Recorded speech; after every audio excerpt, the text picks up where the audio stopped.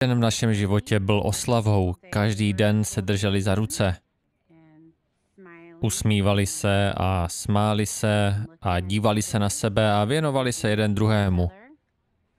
A přivezli jsme je v 9 měsících a 4 dnech. Očkovali jsme je vždy jednou vakcínou v danou chvíli. Dne 25. června 2007 jsme je přivedli na očkování proti pneumokokům. Takže jen to jedno očkování? Ano. Moje dcera má na noze stále stopu po očkování. Byla první, komu to píchli a ona křičela a pak už nepřestala. Ale pokračovali jsme i u kluků. V poledne se Claire úplně vypla. Claire, naše dcera, se vypnula jako první. Bylo to, jako by byla slepá a hluchá. A nebyla schopná prospívat. Byla velmi šťastná a usměvavá holčička a pak... Tohle je její fotka. Udržovala s náma oční kontakt. Byla rozkošná a pak se prostě vypnula. A v tu dobu akorát zírala na větrák na stropě. To bylo v poledne, očkování měla v 10 ráno. Tohle je 14:00 odpoledne. Richie se úplně vypnul. Přestal prdět pusou a říkat mama, tata a opírat se o nábytek.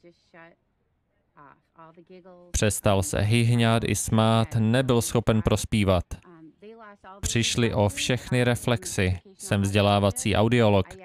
Udělala jsem test jejich třmínkového reflexu, což je sval ve středním uchu, abych zjistila, jestli sval, který neovládají, stále funguje, ale nefungoval. Třmínkový reflex tlumí zvuk, aby vás nebolely uši z hlasitého zvuku.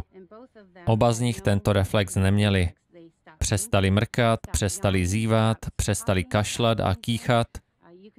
Nic s nima nehlo, ani když se dělali pohyby přímo před jejich očima. Přišli o lekací reflex. Hodila jsem telefonní knížku na zemi za ně a vůbec se nelekli. Ani se nepodívali, co to bylo. To bylo ve 14:00, kdy se Richie vypnul. A já nemohla dýchat. Ale... To nejhorší bylo, když se vypnul náš poslední. A Robbie vypadal, jako by ho přejel autobus. Robbie měl od té doby udivený výraz ve tváři. Když jste řekli jeho jméno, choval se, jako by byl hluchý a neslyšel. I když všichni slyšeli, testovala jsem to. Ale přišel o svoje štěstí. Tohle je fotka z 1. roku. Z prvních narozenin. 3 měsíce po očkování. Vůbec se o nic nebo nikoho nezajímali. Přišli o svůj úsměv, byli ve svém vlastním odděleném světě. Už nikdy se nedrželi za ruce, už nikdy se na sebe nedívali.